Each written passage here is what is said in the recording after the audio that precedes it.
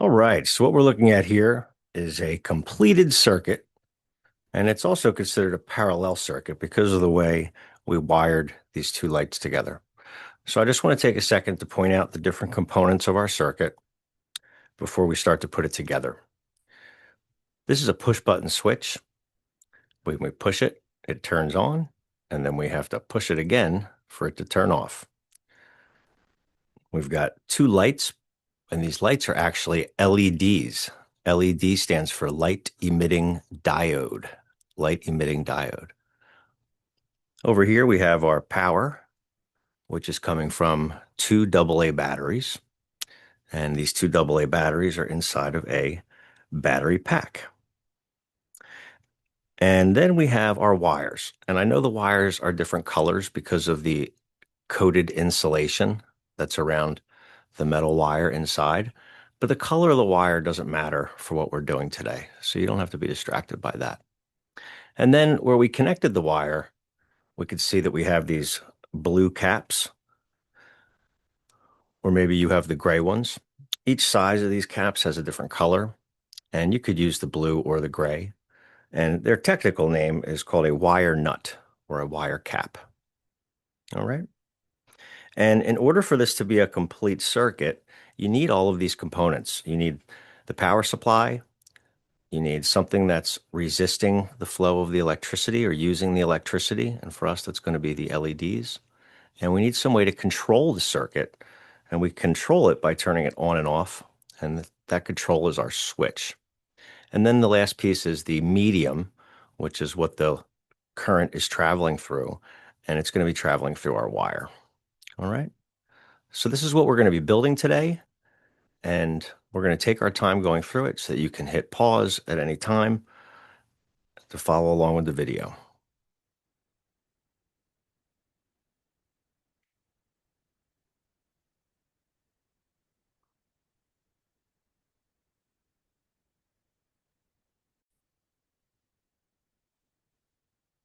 All right, so we've got our components in front of us for the circuit, and we've got our tool, the wire cutter wire stripper. So before we begin, I just want to cover this tool real quick. Don't worry about this red gauge that's inside the tool. Just know two things. This is the cutter down here. It's kind of hidden. The cutter will take the wire and just like a pair of scissors, put it in there and you squeeze and it will make a cut. The tool will also strip wire. Now, when we strip wire, we like to strip off a piece that's about as long as our fingernail, or maybe from our knuckle to the tip of our thumb, or about a half of an inch. And so when we use this tool, we put the piece of wire back as far as we want to strip it. And I don't need two hands for this. It should just be a one-handed thing. I don't even have to be holding on to the wire. Right, squeeze, and you can see that it has stripped away the insulated coating there.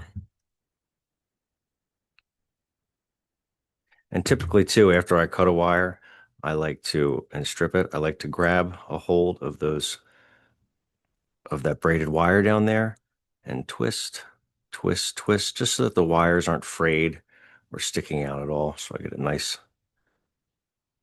nice tight bundle there.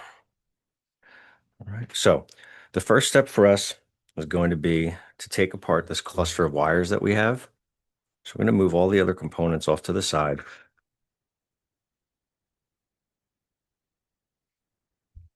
And let's take this apart. So we're going to have to pull this away. And we'll see there's actually three different wires here.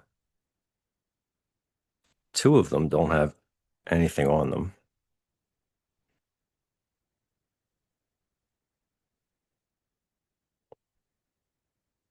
Pull those apart.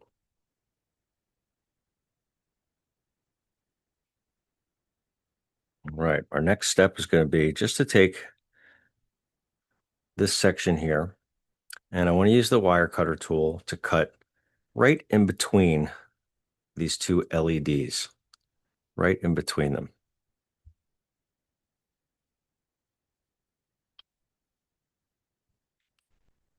So halfway across there. Great. Now I can put these two LEDs down on the table. And my next step is going to be to strip about a half an inch off the end of each one of these wires.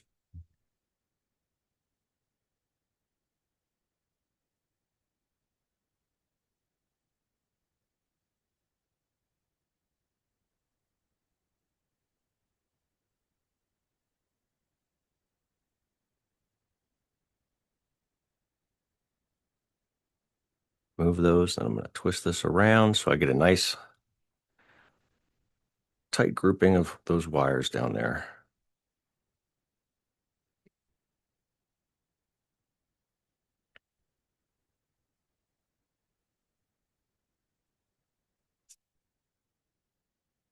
Do the same thing on the other one.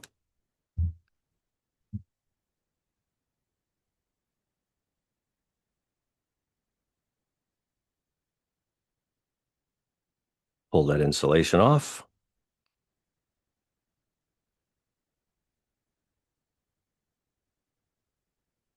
Twist those up. Great. We'll just leave these up there for now. Next, I want to take a piece of this plain wire that doesn't have any LEDs or anything on it, and I want to cut myself off two pieces, and I want them to be about as long, almost as long as my index finger, a few inches. We're going to cut two plain pieces of wire there. One, two.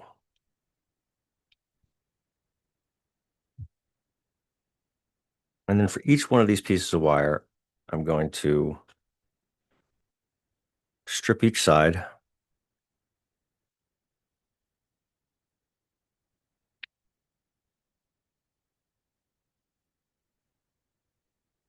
And the reason I'm doing this is because when we hook up our switch to our circuit, there's really not a whole lot to hook up to here. You can see the bottom of the switch has what are called leads,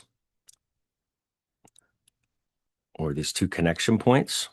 And you notice that there's a little hole inside of each one of those metal connection points. And so to make my life easier when I start to put the circuit together, I want to add each piece of wire here to each one of these leads. All right. And so to do that, I'm going to need these two different pieces and to strip them as well on each side.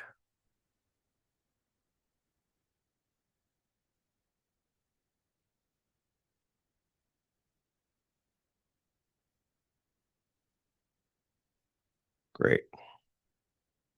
Now let's add these. I could call them extensions, right? Because I'm extending the length of each one of these metal leads or terminals. So if we get up close here, what we want to do is fish the tip of a wire through that little hole there. And only going through one at a time. So I fed that through. And if you've never done this before, it might feel a little bit tricky for sure.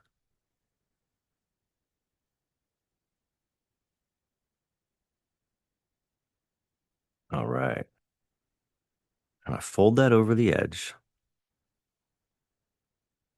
And then I'm going to twist this around. Twist, twist, twist.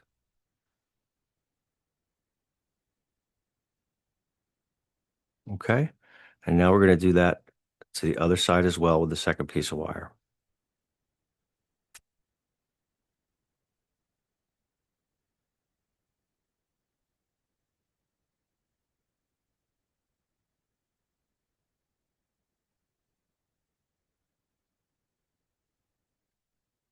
I have to twist this even tighter.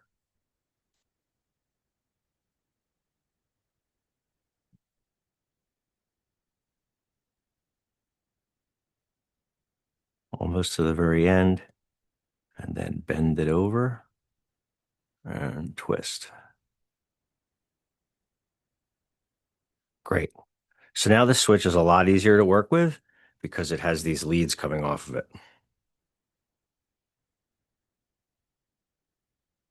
Okay. Next, our battery pack. And if we look in close, we can see that there's a diagram on the plastic itself that tells you which way the batteries face when they go inside.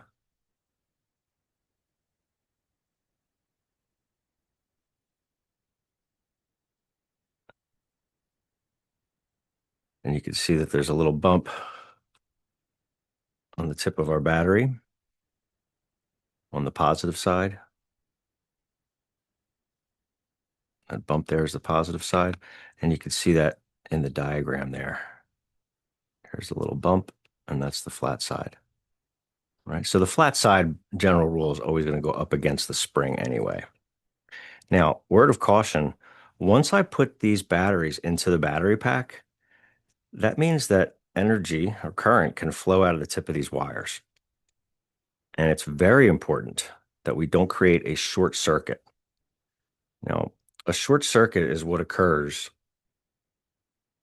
when the energy is able to travel back into the battery pack without going through something that resists the flow of the electricity, like LEDs or light bulbs or a motor or something. And so we would be creating a short circuit if we put the battery pack in and we were to let these wires touch each other, right? And that's very dangerous because if they touch like that, we get the short circuit, and then energy is going to be able to overload out of the batteries and right back into the batteries, and it's going to generate a lot of heat. All right, and that heat can start to mess with these plastic components here, and it's just something we want to avoid. Right. So you'll see later too, that's why we're going to be using these wire caps, because it'll let us keep any exposed metal from touching each other.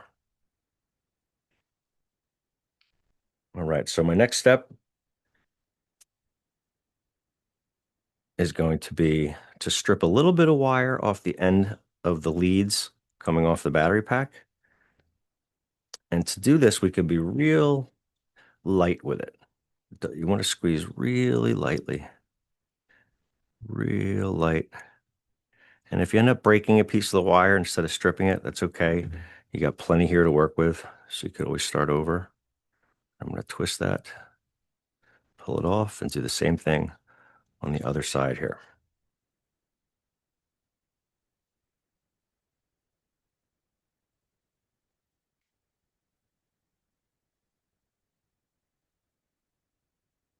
Great.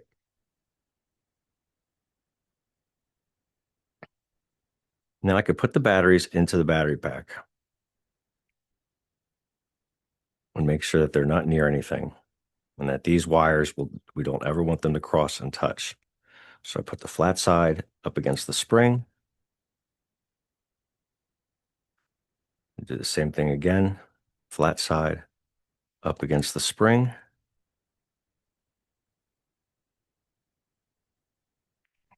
Not letting these two ends touch. But what I want to do now is set up an LED, and I want to test the LED, make sure that the battery pack works and that the LED works. Now, the LED, the D stands for diode, and diode means that electricity can only flow in one direction. And so if the LED doesn't light the first time you touch the tips of the wires, nothing's happening, then what I'm going to do is just flip the LED over, and let's see if it works this time. Yep, the light's lighting up there. Look at this. I've got a circuit, and I'm actually switching it myself by hand or manually switching it. And I'm going to leave that one right there facing just like it is. And then I'm going to set up the second LED right underneath of it.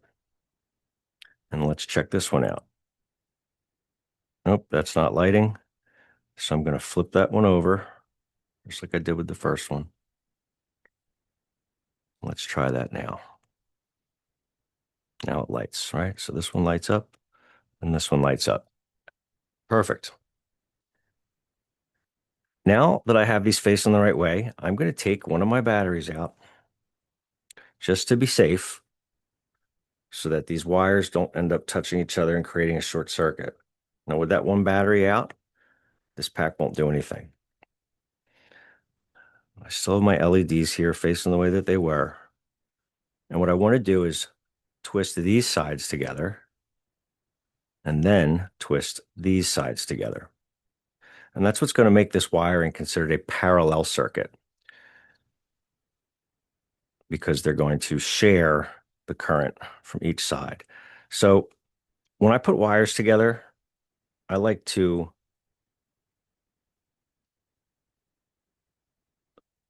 take the two ends here that I'm going to put together, hold them real close to each other, and then starting from the bottom, I'm going to twist, twist, twist, kind of like rabbit ears.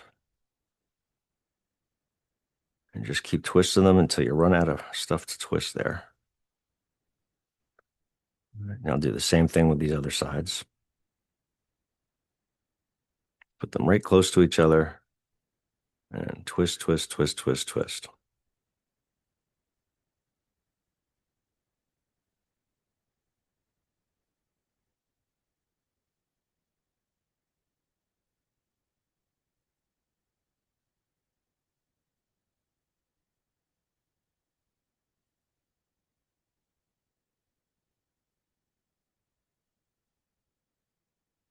And the circuit itself makes a loop or a closed circuit. I know it looks like a bunch of wires or spaghetti or something right now, but the idea is that the current will be able to travel along this path through this loop. And if I end up pressing the button, that can stop or turn on the circuit. So let me just double check and make sure that I have these facing the right way again. I'm gonna throw the battery pack in there, make sure the wires aren't touching.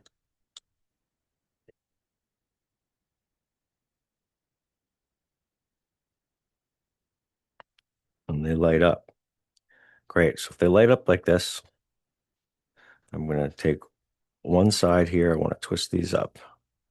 So I could take the battery out again just to be sure that I don't short circuit something. And I'm going to take either a blue or a gray wire cap.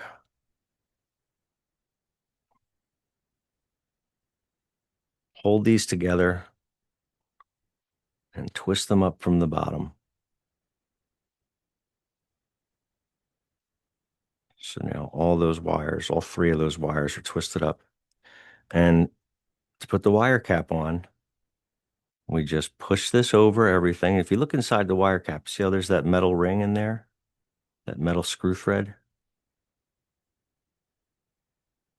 That's going to grab onto that wire because the threading inside the cap is harder than the soft copper and tin wire that's inside of the insulated wire. And you pushing together and twist and push, twist, twist.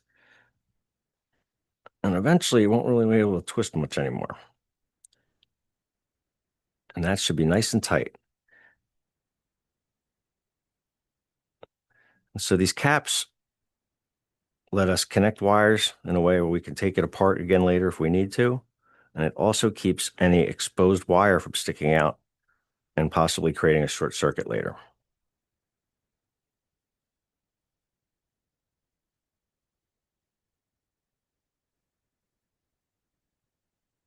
And what do we have left to put together here? We're going to have to twist these two wires and put a cap on them. And then connect this to here. And you may ask, does it matter which way the wires are going on the switch? It doesn't matter. The switch is just like a door that opens and closes. It doesn't matter which side you use. Okay, so let's put these two together first. Hold them next to each other.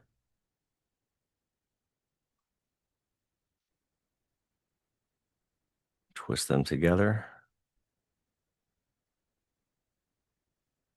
If I'm just putting two wires together here, I might use the smaller wire cap, like the gray one.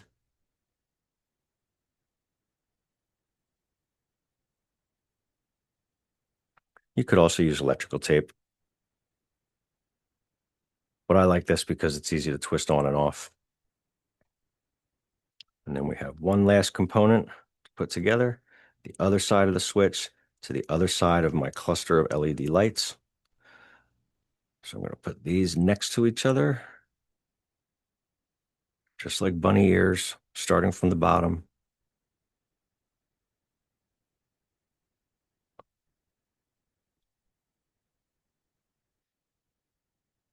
Cross them and twist them. Let's put a cap on top of those. So push it down as far as it'll go first, and then start twisting.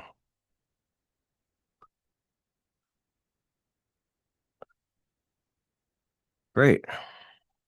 Look at us. Fantastic. We still have what it looks like a loop here. Yes. Electricity could travel around this loop. So let's throw our battery inside. We know we have a complete circuit because we have LEDs in here.